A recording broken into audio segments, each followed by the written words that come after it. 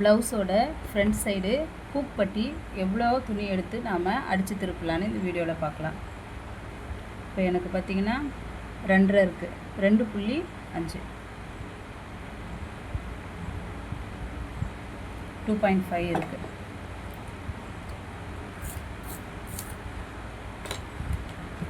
இப்போ இது 2 பீஸாக இருக்குது. இதை தனித்தனியாக கட் பண்ணி எடுத்துக்கலாம். இது ஒன்று ஹூக் பட்டிக்கும் ஒன்று ஐப்பட்டிக்கும், ரெண்டுத்துக்குமே சேம் 2.5 இருந்தாலும் பரவாயில்ல, 3 இருந்தாலும் பரவாயில்ல. இப்போ இதில் ஒரு பீஸ் எடுத்து ஹூக் பட்டி எப்படி ஸ்டிச் பண்ணலான்னு பார்க்கலாம். இது எனக்கு ஹூக் பட்டி விட நான் எக்ஸ்ட்ரா தான் வச்சுருக்கேன், அதுக்கப்புறமா நான் கட் பண்ணிப்பேன்.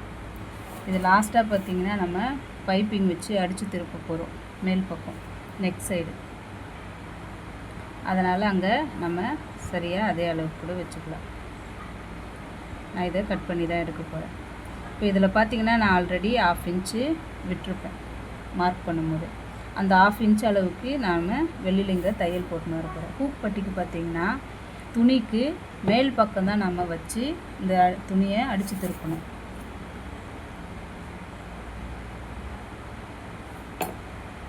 நான் மேலே எக்ஸ்ட்ரா இருக்கிறத கட் பண்ணிட்டு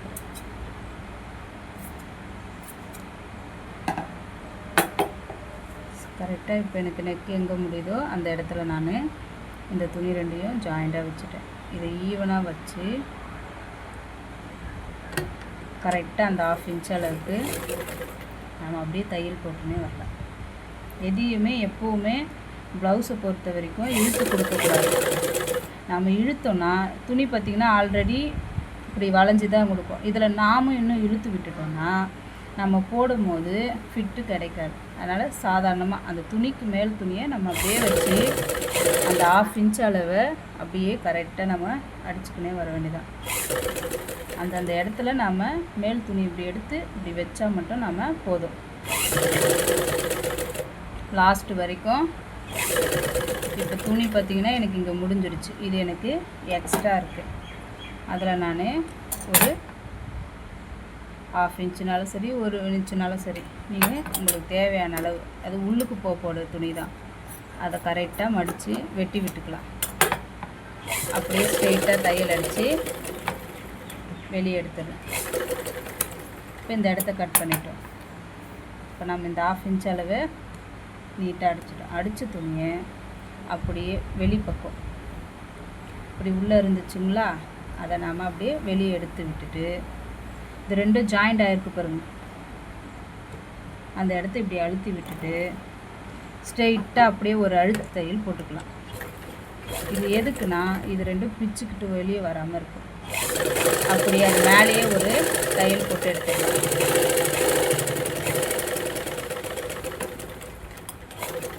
இப்போ லாஸ்ட்டாக கட் பண்ணி விட்டுக்கிறோம். முடிஞ்சுங்களா? இப்போது இது நல்ல பக்கம் துணிக்கு.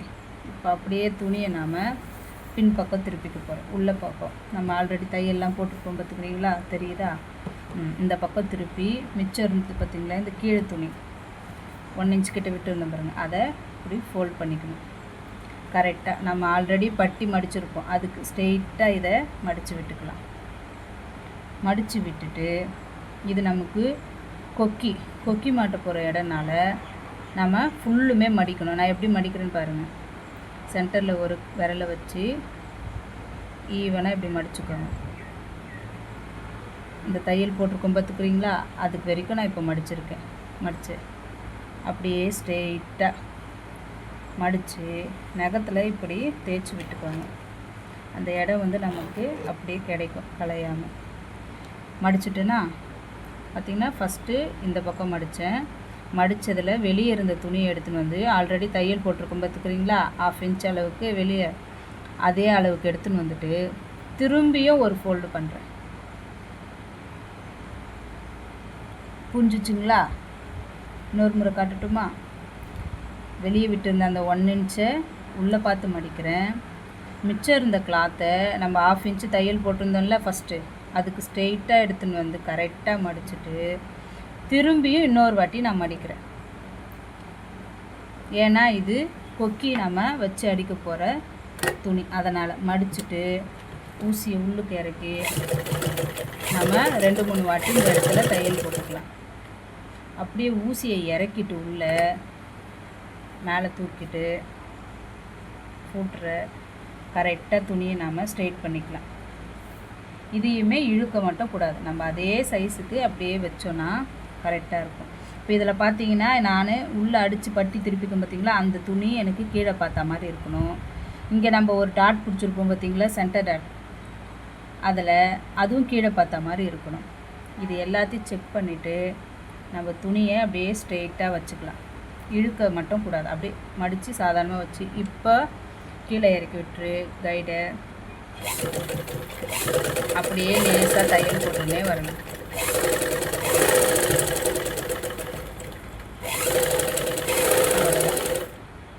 நூலை விட்டுச்சு, ஒரு நிமிஷம்.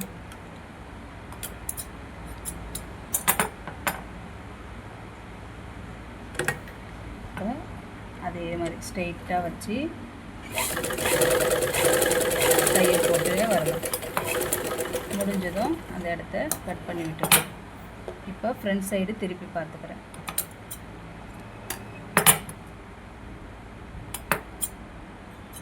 எனக்கு எக்ஸ்ட்ரா இருக்க த்ரெட்டெல்லாம் நான் கட் பண்ணி விட்டுக்கிறேன்.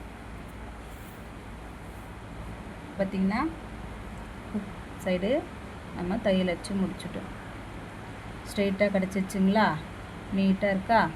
இப்போ அதே மாதிரி ஐப்பட்டி சைடு கொக்கி மாட்டக்கூடிய ஒரு இடம். இப்போ இதில் பார்த்திங்கன்னா நம்ம துணியை மேலுக்கு வச்சு உள்ளே திருப்பியிருப்போம். ஆனால் ஐப்பட்டியில் உள்ளே இருந்து ராங் சைடில் இருந்து தான் நல்ல பக்கத்துக்கு நாம் திருப்புவோம். அது எப்படின்னு வீடியோவில் காமிக்கிறேன் பாருங்கள். ஏற்கனவே அடித்து வச்சுருந்தோம் பார்த்திங்களா, 2.5 அந்த அளவுக்கு நமக்கு துணி இருந்தாலே போதும். அதே 1/2 இன்ச் அதில் எப்படி பிடிச்சோமோ அதே 1/2 இன்ச் அளவுக்கு நம்ம இப்போது இதுலேயும் பிடிக்கணும். அதே நெக்கு முடிகிற இடத்துல கரெக்டாக துணியை வச்சு ரெண்டுத்தையும் ஈவனாக 1/2 இன்ச் அளவுக்கு நம்ம தையல் அடிக்கலாம். துணி எடுத்து இப்போ நம்ம இப்படி வைக்கும் போதே பார்த்திங்கன்னா நான் இங்கே டாட் பிடிச்சிருக்கேன்ல, அதை கீழ்ப்பக்கம் பார்த்து வச்சு நான் இது மேலே இந்த துணியை வச்சுக்கிறேன். நம்ம சின்னதாக பண்ணுற தப்பு தான் வந்து நமக்கு லாஸ்ட்டாக போடும்போது கஸ்டமர்கிட்ட ஃபிட்டு சரியாக இல்லைன்னு சொல்லுவாங்க. இதுவே நம்ம ஒவ்வொரு வாட்டியும் பார்த்து பண்ணோன்னா நமக்கு தப்பு வராது. 1/2 இன்ச் அளவுக்கு ஸ்ட்ரெயிட்டாக தையல் போட்டுக்கலாம். ஏன்னா நான் இந்த இடத்துல 1/2 இன்ச்சு தான் விட்டுக்கிறேன். அதனால் அதே மாதிரி நம்ம தையலை கீழே விட்டு அதே மாதிரி தேவையான 1/2 இன்ச்சோ 1 இன்ச்சோ எந்த அளவுக்கு வேணுமோ அந்த எக்ஸ்ட்ரா கிளாத்தை நீங்கள் கட் பண்ணி விட்டுக்கோங்க. நகத்தை வச்சு அதே மாதிரி தேய்ச்சி விட்டுக்கலாம். தேய்ச்சிட்டு இதுக்கு மேலே இன்னும் ஒரு தையல் போட்டுக்கலாம். அப்போ தான் நம்ம துணி ரொம்ப நாள் பிரிஞ்சு வராமல் இருக்கும். அவ்வளோதான். இப்போ இந்த இடத்த கட் பண்ணிவிட்டு ஃப்ரண்ட் சைடு திருப்பிக்கலாம். நல்ல பக்கம் பார்த்திங்கன்னா இது துணியோட நல்ல பக்கம். இது வந்து ஐப்பட்டிக்கு உள்ளேருந்து அடித்து மேலே திருப்புவோம். இப்போ நான் இதை சரி பண்ணிக்கிறேன். ஸ்ட்ரெயிட் பண்ணிவிட்டு அதே மாதிரி தான் ஃபஸ்ட்டு இந்த துணியை உள்ளே பார்த்த மாதிரி மடித்து விட்டு பட்டி துணிக்கு நேராக இருக்க மாதிரி நம்ம ஸ்ட்ரெயிட் பண்ணிக்கலாம். இப்போ அதில் பார்த்திங்கன்னா நாம் மொத்தமாக எடுத்துகிட்டு வந்து மடிப்போம். இப்போ இதில் அது மாதிரி மடிக்கக்கூடாது. ஒரு 1/4 இன்ச் அளவுக்கு முன்னாடியே மடிச்சுக்கணும். மடித்து அந்த துணியை தான் எடுத்துன்னு வந்து நாம் இங்கே வைக்கணும். புரியுதுங்களா? இப்போது ஃபஸ்ட்டு இருந்த துணியை கீழே விட்டுருந்த துணியை நாம் 1 இன்ச் அளவுக்கு இதை மடிச்சிட்டோம். இப்போ இந்த இடத்துல பார்த்திங்கன்னா நமக்கு இந்த இடம் நூல் பிரிஞ்சு வராமல் இருக்கும், ராயஜஸ் இருக்கும். அதனால் நான் அந்த இடம் மறையிறதுக்காக ஒரு 1/4 இன்ச் அளவுக்கு இதை மடித்து 1/2 இன்ச் அளவுக்கு ஆல்ரெடி போட்டோம் பார்த்திங்களா தையல், அதே இடத்துல எடுத்துன்னு வந்து வைக்கணும். இப்போ இங்கே பார்த்தீங்கன்னா நமக்கு கேப் கிடைக்கும், இங்கே துணி இருக்காது. ஏன்னா 1/2 இன்ச் இங்கேயே முடிஞ்சிடுது, நம்மளோட துணி பார்த்திங்கன்னா இங்கே முடியும். இதனால தான் இது ஐப்பட்டி. அதே மாதிரி சைடை தூக்கி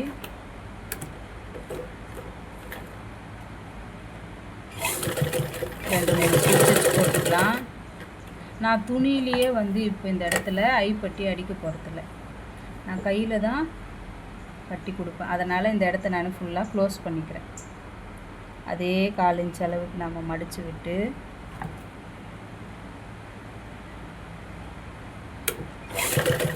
ஸ்ட்ரைட்டாக தையல் போட்டுன்னு வந்துடலாம். இதையுமே நாம் எங்கேயுமே இழுத்துலாம் விடக்கூடாது. கரெக்டாக அந்த தையல் எங்கே முடியுதோ அந்த இடத்துலையே வச்சு கரெக்டாக பாருங்களா, அந்த லாஸ்ட்டில் அப்படியே தையல் போட்டுன்னே வந்துடலாம். நீங்கள் கீழே 1/4 இன்ச்சு மடிச்சிங்கன்னா மேலே வரையும் 1/4 இன்ச்சு அளவுக்கு தான் மடிக்கணும். அதையே ஸ்ட்ரைட் பண்ணி நம்ம எடுத்துக்கலாம். இங்கே பார்த்திங்கன்னா எனக்கு இங்கே எக்ஸ்ட்ரா துணி வருது, அதை நான் கட் பண்ணிக்கிறேன். இப்போ நமக்கு பூப்பட்டியும் ஐப்பட்டியும் ஈவனாக இருக்கான்னு வச்சு பார்த்துக்கலாம்.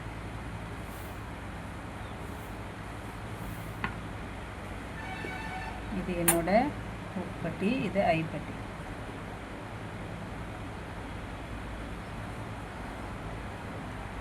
தெரியுதுங்களா வீடியோவில்? கீழே இருந்து மேலே ஈவனாக நெக்காண்ட முடியுது. திருப்பி காட்டுறேன்.